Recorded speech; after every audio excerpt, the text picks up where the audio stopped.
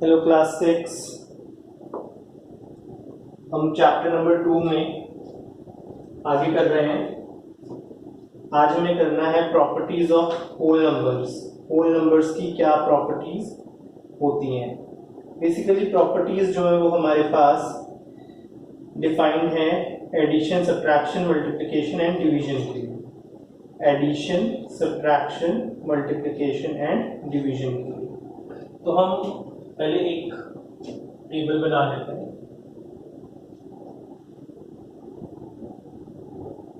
Addition, subtraction, multiplication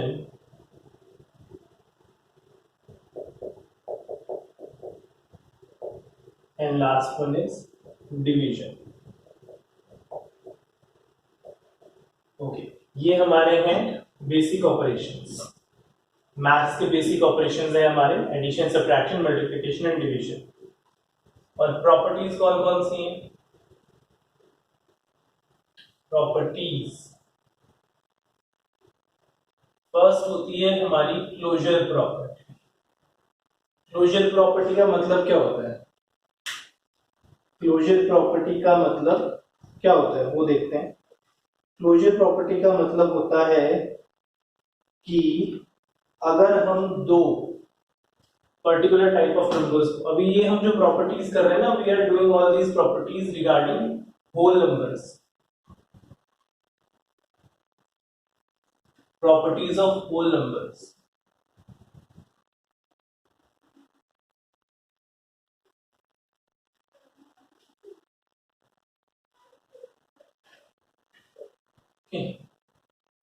तो ये हमारा टेबल यहां बन रहा है।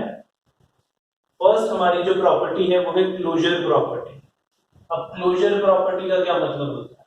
क्लोजर प्रॉपर्टी का मतलब होता है कि अगर मैं दो होल नंबर्स को लूं, जैसे मैंने लिया 0, एक होल नंबर है, और 2, दो होल नंबर है। इन दोनों को अगर मैं लूं और सॉल्व करूं, प्लस माइनस मल्टीप्लाई या डिवाइड करूं, तो मेरा आंसर क्या होल नंबर ही आएगा? आंसर क्या होना चाहिए? होल नंबर होना चाहिए। क्लोजर प्रॉपर्टी का मतलब है कि अगर दो होल नंबर्स को ऐड, सब्ट्रैक्ट, मल्टीप्लाई या डिवाइड करते हैं तो आंसर क्या हर केस में होल नंबर आता है?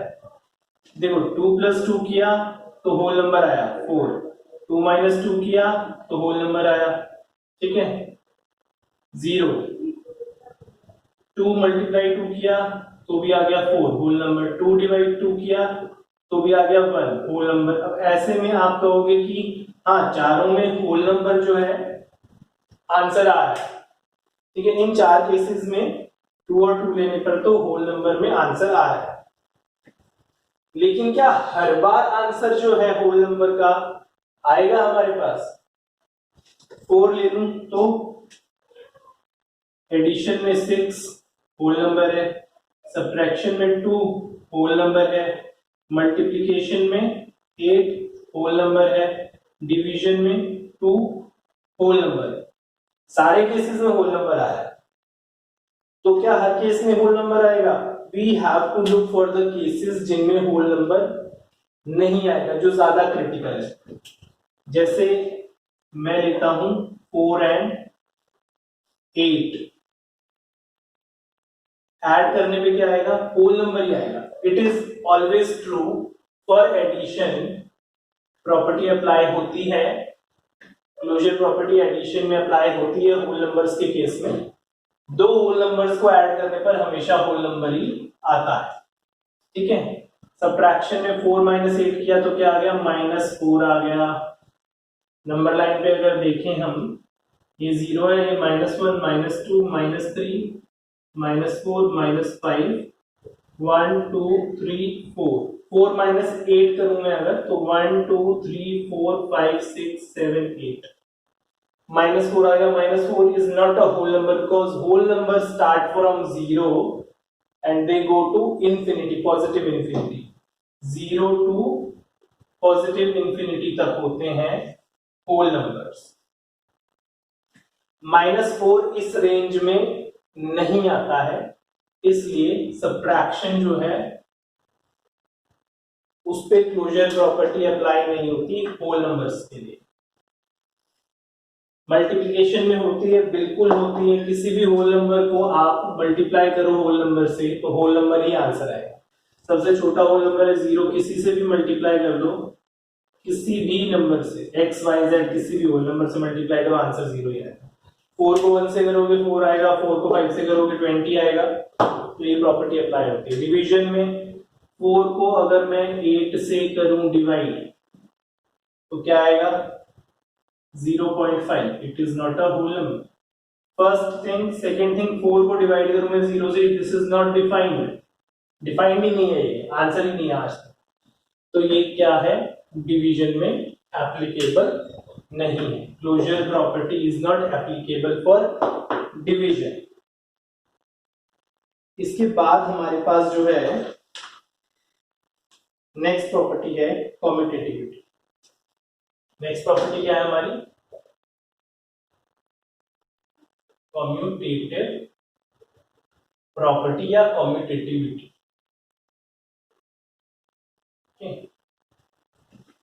अब कम्यूटेटिव क्या होता है, इसका मतलब होता है a प्लस बी क्या b प्लस a के इक्वल है। क्लोजर में क्या होता था, होल नंबर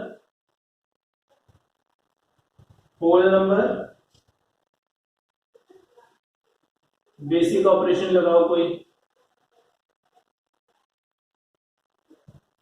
दूसरे होल नंबर के साथ, आंसर होल नंबर आ रहा है अगर, तो आपको आपकी प्रॉपर्टी जो है वो सेटिस्फाई कर रही है इस कंडीशन को, प्रॉपर्टी एप्लीकेबल है, नहीं तो नहीं। कम्यूटेटिविटी में क्या होता है, a और b दो वैल्यूज होती है, इनको अरेंज करके या रीअरेंज करके लिखा जाता है। a प्लस बी अगर b प्लस a के इक्वल है तो एडिशन जो है वो अप्लाई, सॉरी एडिशन में जो है वो कम्यूटेटिविटी अप्लाई होती है होल नंबर्स के केस में। तो अनडाउटेडली अगर यहां देखा जाए, मैं 0 रखूं प्लस 2 रखूं, 2 प्लस 0 रखूं, दोनों केसेस में मेरे पास 2 और 2 आएगा, तो एडिशन में तो होगा ही होगा, हर केस में होगा एडिशन में। लेकिन अगर सब्ट्रैक्शन में लूं मैं 0 माइनस 2, 2 माइनस 0, यहां आएगा -2, यहां आएगा 2, सब्ट्रैक्शन में नहीं होता सर। ऐसे ही मल्टीप्लिकेशन और डिवीजन देखते हैं।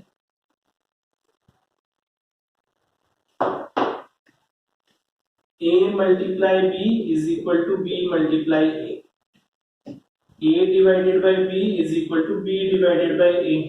चेक करते हैं, यहां पे मैं कोई भी नंबर रख दूं, मेरा आंसर दोनों साइड सेम ही आएगा। 2 रख दो, 4 रख दो, यहाँ 4 और 2 रख दो, 8 इज इक्वल टू 8 होगा।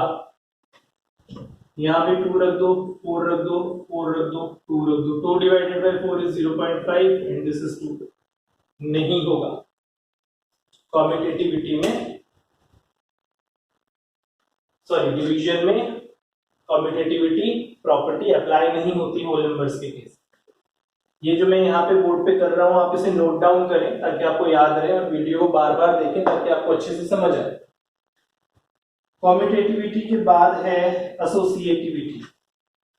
एसोसिएटिविटी जो है वो हमारी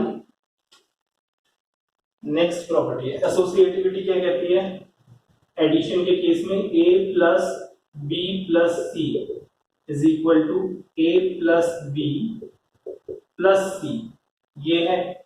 तो सब्ट्रैक्शन में भी यही होना चाहिए, a minus b minus c, a minus b minus c के इक्वल होना चाहिए। एडिशन में ये हमेशा सेटिस्फाई होगी। एडिशन के केस में एडिशन के केस में ये हमेशा सेटिस्फाई होगी। एडिशन में सारी प्रॉपर्टीज सेटिस्फाई हो जाती है, ऐसी कोई भी प्रॉपर्टी नहीं है जो सेटिस्फाई नहीं हो पाती, ठीक है। तो एडिशन के केस में ये सेटिस्फाई होगी। कोई भी हम वैल्यू डालेंगे, जैसे मैं यहाँ पे रखता हूँ 2 plus 4 plus 5 is equal to 2 plus 4 plus 5, 2 plus, पहले हम ब्रैकेट सॉल्व करेंगे, 4 प्लस 5 कितना होता है 9, 6 प्लस 5 11 इज इक्वल टू 11। चलो यहाँ पे भी 2 4 और 5 डाल के देखते हैं।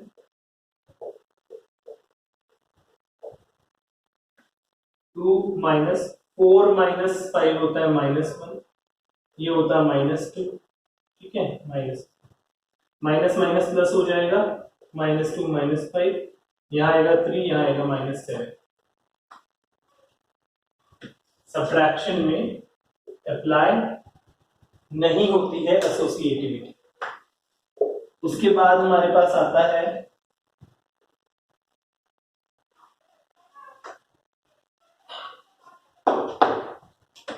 मल्टीप्लीकेशन।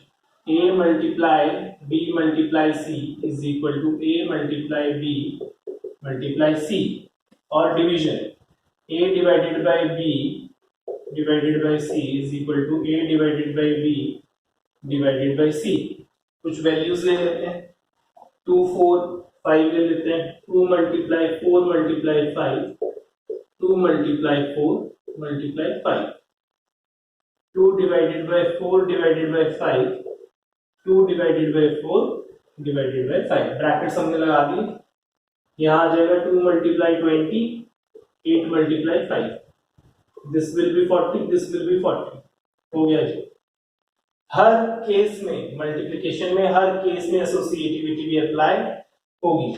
यहाँ क्या आएगा 2 डिवाइडेड बाय 4 डिवाइडेड बाय 5 होता है 0.8, 2 divided by 4 is 0.5 divided by 5।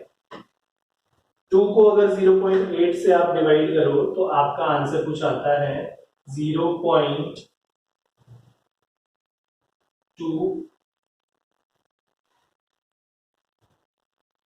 कुछ इस तरीके से आता है, डिवाइड कर लेते हैं 20/8, नीचे डेसिमल रहेगा वो हट जाएगा, ऊपर 0 लग जाएगा,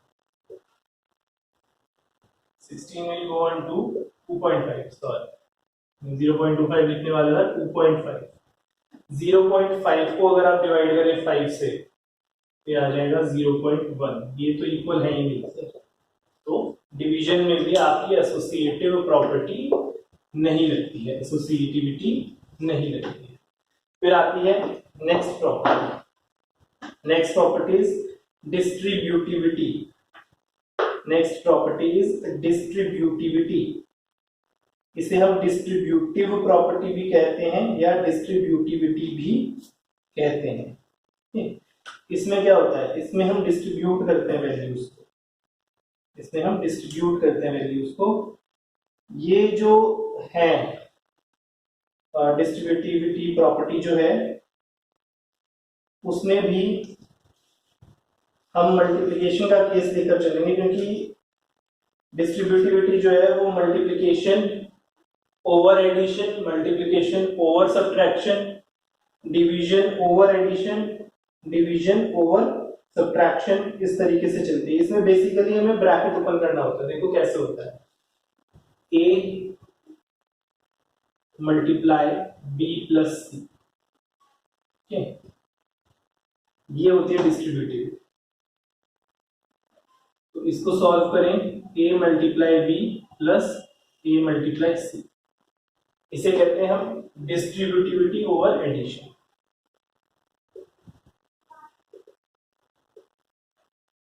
over addition, distributivity over subtraction,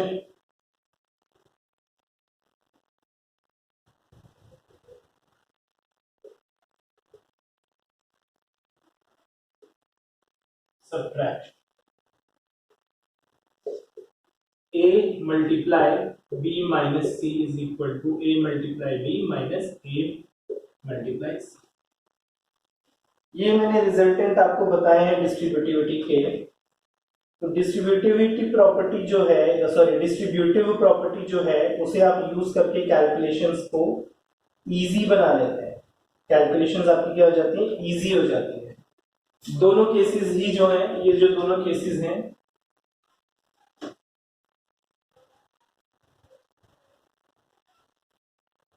is used for calculation in over या on whole numbers. whole numbers में जो कैलकुलेशन होती है उसमें डिस्ट्रीब्यूटिव प्रॉपर्टी यूज होती है. तो हमारे पास जो है बेसिकली तीन प्रॉपर्टीज हैं जिनको हम चेक करते हैं यहाँ पर. इनवर्स की प्रॉपर्टी भी यहाँ पे बुक में भी मेंशन नहीं है तो मैं डिस्कस नहीं कर रहा हूँ.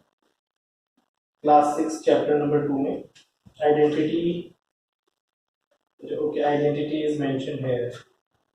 Identity for addition and multiplication. ठीक है, ये भी मैं आपको समझाता हूँ. पहले आप ये समझ लें, डिस्ट्रीब्यूटिविटी हमारी कैलकुलेशंस को इजी करने के लिए होती है. हम यहाँ से कॉमन भी ले सकते हैं और यहाँ से मल्टीप्लाई करके भी इसको सॉल्व कर सकते हैं. इनकी एप्लीकेशन मैं आपको सिखा दूंगा. और ये जो हमारे पास टेबल बनकर आया है इससे आप क्लोजर प्रॉपर्टी, कम्यूटेटिविटी और एसोसिएटिविटी को साफ साफ देख सकते हो कि एडिशन और मल्टीप्लिकेशन में ये तीनों प्रॉपर्टीज अप्लाई होती हैं होल नंबर्स में, और सब्ट्रैक्शन और डिवीजन में ये अप्लाई नहीं होती हैं होल नंबर्स. ठीक है, अब मैं आपको डिस्ट्रीब्यूटिविटी का एक एग्जांपल लेके समझाता हूं. That will be more easy for you.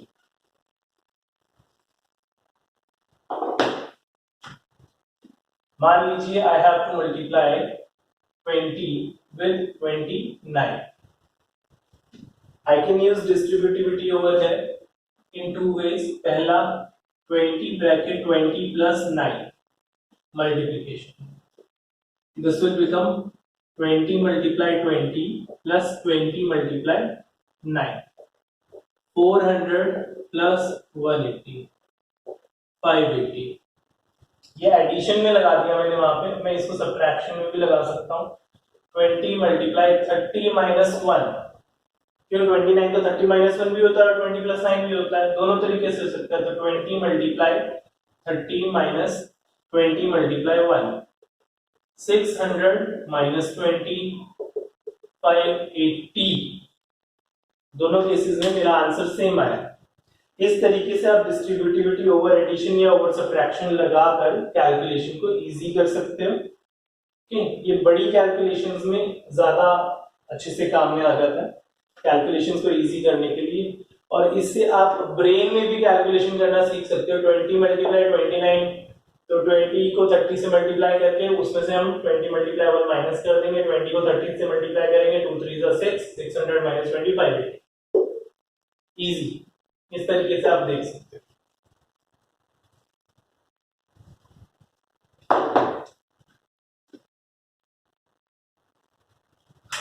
ठीक है, आगे जो प्रॉपर्टीज है उनमें है आइडेंटिटी. आइडेंटिटी जो होती है वो होती है, एक होती है एडिटिव आइडेंटिटी और एक होती है मल्टीप्लिकेटिव आइडेंटिटी.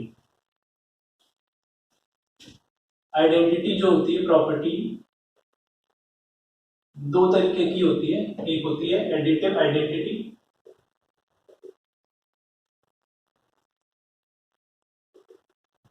दूसरी होती है मल्टीप्लिकेटिव आइडेंटिटी.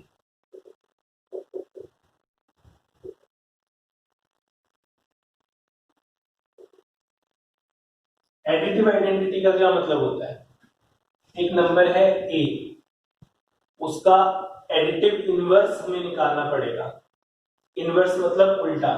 एडिटिव इनवर्स का मतलब ऐसा नंबर जिसको हम इसमें ऐड करें तो आंसर हमारा क्या है? 0. उसे कहते हैं हम एडिटिव आइडेंटिटी. तो a minus a is equal to 0. ये हमारी प्रॉपर्टी है जिसे कहते हैं एडिटिव आइडेंटिटी. और माइनस ए को क्या कहेंगे हम? Additive inverse of a. इसका एक एग्जांपल ले लेते हैं.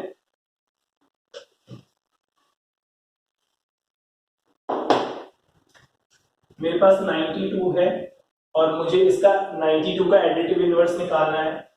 एडिटिव इनवर्स क्या होगा? Inverse of 92 is minus 92. और एडिटिव आइडेंटिटी क्या होगी? Additive identity is 92 plus minus 92 is equal to 0, क्योंकि हम किसी भी नंबर में अगर उसका नेगेटिव ऐड कर देंगे तो वो हमेशा 0 आएगा ही आएगा। ये होती है एडिटिव इनवर्स आइडेंटिटी या एडिटिव आइडेंटिटी। अब मल्टीप्लिकेटिव आइडेंटिटी देख लेते हैं। ए है हमारे पास, ए का हमें मल्टीप्लिकेटिव इनवर्स चाहिए। मल्टीप्लिकेटिव इनवर्स क्या होता है? मल्टीप्लिकेटिव इनवर्स ऐसा नंबर होता है जिसको मल्टीप्लाई करने के बाद आपका आंसर हमेशा 1 है। तो अगर मैं ए को मल्टीप्लाई करूं 1 अपॉन ए से, मेरे पास क्या आ जाएगा? ए अपॉन ए, आंसर आ जाएगा 1। इसका मतलब ए को अगर मैं 1 अपॉन ए से मल्टीप्लाई करूं तो मेरा आंसर आएगा 1। इसे कहते हैं हम मल्टीप्लिकेटिव आइडेंटिटी। और 1 अपॉन क्या 1 अपॉन ए क्या कहलाता है? 1 अपॉन ए कहलाता है मल्टीप्लिकेटिव इनवर्स। ये कहलाता है मल्टीप्लिकेटिव इनवर्स। एक एग्जांपल ले लेते हैं। मेरे पास जो है 64 ऐसा नंबर है। तो 64 जो है, मुझे इसका मल्टीप्लिकेटिव इनवर्स निकालना है। तो मल्टीप्लिकेटिव इनवर्स क्या होगा? Multiplicative inverse of 64 is 1 upon 64। और मल्टीप्लिकेटिव आइडेंटिटी क्या होगी? Multiplicative identity is 64 multiply 1 upon 64 is equal to 1। किसी भी नंबर को अगर हम उसी के रेसिप्रोकल से मल्टीप्लाई करते हैं तो हमारे पास आता है 1। तो बेसिकली एडिटिव इनवर्स होता है किसी भी नंबर का नेगेटिव वर्जन, और मल्टीप्लिकेटिव इनवर्स होता है किसी भी नंबर का रेसिप्रोकल। किसी भी नंबर का रेसिप्रोकल निकाल दो, वो उसका मल्टीप्लिकेटिव इनवर्स होगा, और नंबर को जब रेसिप्रोकल से मल्टीप्लाई करोगे आप तो आंसर हमेशा 1 आएगा। मल्टीप्लिकेटिव आइडेंटिटी में आंसर हमेशा 1 आता है। एडिटिव आइडेंटिटी में आंसर हमेशा 0 आता है। ए को मैंने ऐड किया माइनस ए के साथ, आंसर आ गया मेरा 0। और एडिटिव इनवर्स वो नंबर होता है जो कि गिवन नंबर का नेगेटिव होता है। मान लो अगर मेरे पास यहाँ -92 है, -92 और मुझे इसका एडिटिव इनवर्स निकालना है तो वो होगा +92। क्यों? क्योंकि -92 को अगर मैं उसके ऑपोजिट साइन के नंबर के साथ ऐड करूंगा तो 0 आएगा। -92 + 92 = 0। प्रीवियस वीडियो जो मैंने भेजी थी जिसमें साइन समझाए थे आपको, उसको अगर आपने देखा है तो आपको समझ आएगा कि -92 प्लस और प्लस है तो प्लस आएगा +92, ऑपोजिट साइन है। ठीक है, 92 में से 92 माइनस हो रहा है, या -92 में 92 ऐड हो रहा है। अगर नंबर लाइन बना दूं मैं, ये 0 है मेरे पास, ठीक है, ये 1 है, ये -1 है। -1 में 1 ऐड करूं तो भी 0 आएगा, 1 में से -1 कर दूं तो भी 0 आएगा, तो यहां आ जाएगा 0। तो बेसिकली किसी भी नंबर का जो हमारे पास एडिटिव इनवर्स है वो होगा उसी नंबर का साइन जो है वो एडिशन से सब्ट्रैक्शन में कन्वर्ट कर दो या सब्ट्रैक्शन से एडिशन में कन्वर्ट कर दो, तो वही होगा हमारे पास उसका एडिटिव इनवर्स। यहां पे भी अगर मेरे पास -64 होता है तो मल्टीप्लिकेटिव इनवर्स मेरा 1 अपॉन -64 हो जाता है। साइन इसमें सेम रहता है, साइन चेंज नहीं होता। So these are the properties of chapter 2 and आपको ये सारी प्रॉपर्टीज अच्छे से देखकर समझनी है, और इनके ऊपर बेस्ड क्वेश्चंस मैं आपको होमवर्क में दूंगा, और क्लास में भी यानी कि अगली वीडियोस में भी मैं इन क्वेश्चंस को डिस्कस करूंगा, so that you can understand better and we will continue in the next video.